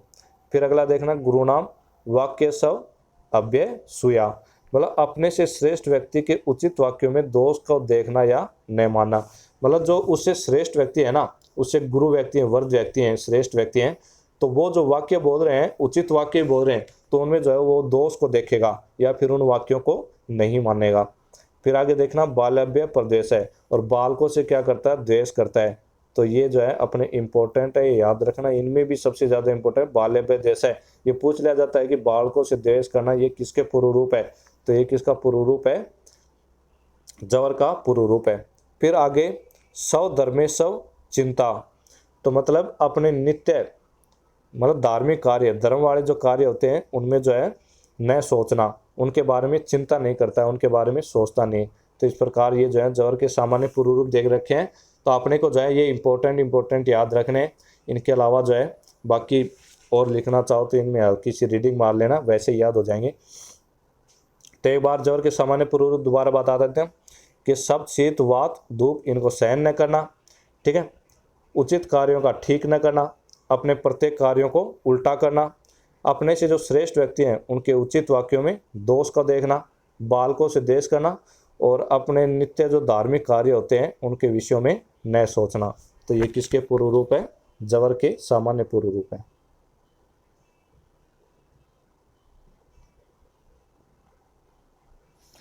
अब यहाँ पे जो है जवर की महत्ता बता रखी है कि जवर की महत्ता, अब इसमें देखना जवर का महत्व पूछा जाए, जवर की महत्व पूछी जाए तो इसमें एक कोटेशन में देखना, सौर प्राण भूताम प्राण हरो, मतलब ये जो है सर्व प्राण भूताम मतलब सभी जीवधारियों के प्राण का नाश करने वाला होता है, ठीक है। तो ये जो है इसकी महत्ता होगी, मतलब सबसे प्रधान इसलिए माना गया है। तो सर्व प्राण भूताम प्राण हरो कौन होता है, जवर होता है, मतलब सभी जीवधारियों के प्राण का नाश करने वाला होता है। अब इसमें देख रहे, न अन्य व्याध्यस्य तथा दारुणा बहु उपद्रवा दुष्चिकित्सात यथा अयम, मतलब दूसरे रोग, ये कह रहा है कि जो है दूसरे रोग ऐसे कठिन नहीं होते जैसा जवर है, यह बहुत उपद्रव वाला और चिकित्सा करने में कठिन है, ठीक है। तो जवर कैसा होता है कि ये जो है कठिन होता है, मतलब जल्दी से ठीक नहीं होता, चिकित्सा करने में कठिन होता है और बहुत सारे उपद्रव वाला होता है। तो इसलिए जो है ये जवर को महत्व दिया गया है, जवर को रोगों का राजा माना गया है। अब जो अपन यहाँ पे एक बार हिंदी में देख लेते हैं कि जवर की महत्ता, कि जवर तो निश्चित रूप से शंकर जी के कोप से उत्पन्न हुआ है, मतलब जवर कहाँ से उत्पन्न हुआ है, शंकर के कोप से उत्पन्न हुआ है। फिर सभी जीवधारियों के प्राण का नाश करने वाला होता है। शरीर, इंद्रिय, मन, ताप, पहले बता दिया कि जवर का सहन प्रत्यात्म लक्षण क्या होता है, शरीर, इंद्रिय, मन के ताप का होना। तो इसलिए शरीर, इंद्रिय, मन में क्या होता है, ताप उत्पन्न करने वाला होता है। फिर बुद्धि, बल, वरण, हर्ष, उत्साह को क्या करने वाला होता है, कम करने वाला होता है। श्रम, कलम, मोह को उत्पन्न करने वाला है। तो इसके कारण क्या होता है, श्रम, कलम और मोह उत्पन्न होता है। भोजन में अरुचि उत्पन्न होती है। फिर शरीर में ताप उत्पन्न होता है, अतः जवर कहते हैं। तो इस प्रकार से ये जो है जवर में होते हैं। तो जवर की महत्ता में लिखना है ये। तो जवर की महत्ता पूछा जाए तो अपने को यही पॉइंट लिखने हैं उसमें। फिर ये कह रहा है कि दूसरे रोग ऐसे कठिन नहीं होते जैसा जवर है, मतलब कि जवर जो है दूसरे रोगों से ज़्यादा कठिन होता है, यह बहुत उपद्रव वाला होता है और चिकित्सा करने में कठिन होता है। जवर को जो है रोगों का राजा का है, रोग राट बोला गया है इसको। तो ठीक है, तो यहाँ तक अपने को याद रखना है। तो ये होगी जवर की महत्ता। तो इस प्रकार से जवर की महत्ता में ये वाली बातें अपने को लिखनी है। अब नीचे विमर्श में देखना, जवर सभी रोगों में कठिन है क्योंकि जब शरीर में किसी प्रकार का दुख होता है तो संताप अवश्य होता है, चाहे वह शारीरिक हो या मानसिक हो। शरीर एवं मन में ताप होने को ही जवर कहा जाता है। ये कह रहा है कि जब भी जवर को है ना सभी रोगों में कठिन क्यों माना गया है, तो इसका कारण दे रहा है कि जब भी शरीर में किसी भी प्रकार का दुख होता है, चाहे वो शारीरिक दुख हो या मानसिक दुख हो तो उसमें संताप अवश्य होगा, मतलब ताप जो है अवश्य बढ़ेगा, ठीक है, संताप अवश्य होगा। और संताप भी कैसा, चाहे शारीरिक संताप हो या मानसिक संताप हो, लेकिन किसी भी प्रकार का अगर शरीर में दुख होता है तो संताप जरूर होता है। और इसके शरीर में और मन में ताप होने को क्या कहा जाता है, ज्वर कहा जाता है। तो इसलिए क्या होता है, सभी रोगों में कठिन होता है। अब आगे देखते हैं। तो यहाँ पे जो है ज्वर का चिकित्सा सूत्र बताया गया है। तो चिकित्सा सूत्र अपने को याद रखना है। 2 नंबर क्वेश्चन पूछ लिया जाता है कि सीधा पूछ लिया जाएगा कि ज्वर का चिकित्सा सूत्र बताओ। तो इसमें क्या करना है, लघु असनम अपतर्पणम, मतलब लघु लघु भोजन करना है, और अपतर्पण मतलब उपवास करना है। तो ज्वर का चिकित्सा सूत्र क्या हो गया, पूर्व रूप में, ये पूर्व रूप के बता रहा है कि पूर्व रूप, अगर पूर्व रूप दिखाई दे रहे हैं ज्वर के, तो वहाँ पे जो है लघु भोजन करना है और उपवास करना है। क्योंकि ज्वर किसके कारण होता है, अमाशय से उत्पन्न होता है, मतलब अमाशय में आम के उत्पन्न हो रहा है, और आम के कारण क्या हो रहा है, ज्वर की उत्पत्ति होती है। तो इसलिए जो है ज्वर के पूर्व रूप में जो प्रारंभ में जो है अपने को लघु भोजन और उपवास करना है। इसके बाद दोषों के अनुसार क्या है, अपने को कसायपन, अभ्यंग, स्नेह, स्वेद, पर्दे, प्रिषेक, अनुलेप, वमन विरेचन, ठीक है, आस्थापन बस्ती, अनुवासन बस्ती, समन औषध दे रहे, नशे का प्रयोग करें, धूप, धूम्रपान, अंजन, दुग्ध और भोजन की व्यवस्था युक्तिपूर्वक करनी चाहिए। मतलब इसके बाद जो है अपन दोषों के अनुसार जो है उसकी चिकित्सा करते हैं। अब देखना जीर्ण ज्वर में गर्द का महत्व, मतलब इसमें क्या करते हैं, जीर्ण ज्वर की बात कर रहा है, ठीक है, मतलब बहुत दिनों से उसको ज्वर चला आ रहा है, तो उसमें गर्द का महत्व बता रहा है। मतलब कि क्या करते हैं कि जीर्ण ज्वर में क्या देना, अपने को गर्द देना है।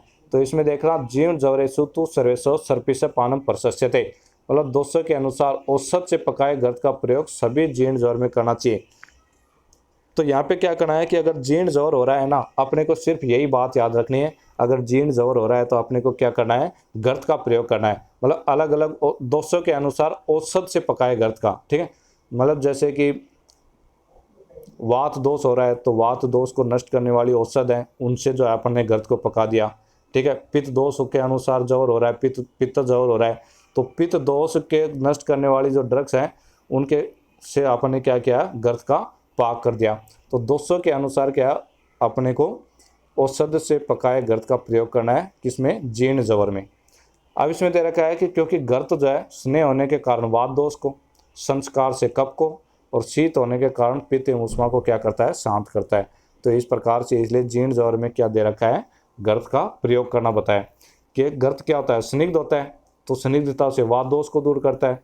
ये कह रहा है संस्कार, मतलब संस्कार जैसे कि कफ को, मतलब अगर उष्ण द्रव्यों से अपन क्या कर दिया, उसको पका लिया, तो वो क्या करेगा, कफ को जो है शांत कर देगा। मतलब संस्कार मतलब गर्द क्या होता है, सब जो चतुर्विध स्नेह बताया गया है उसमें सबसे जो है श्रेष्ठ होता है ये गर्द। क्यों, क्योंकि जो है संस्कार के द्वारा क्या करता है कि दूसरे द्रव्यों का भी क्या करता है, अपने में गुणों को अनुवर्तन कर लेता है, गुणों को खींच लेता है। और शीत होने के कारण गर्द क्या होता है, शीत होता है, तो इसके कारण क्या होता है, पित्त और उष्मा को शांत करता है। तो इस प्रकार से अगर जीर्ण ज्वर की चिकित्सा पूछी जाए तो अपने को लिखना है, गर्द का प्रयोग करना है।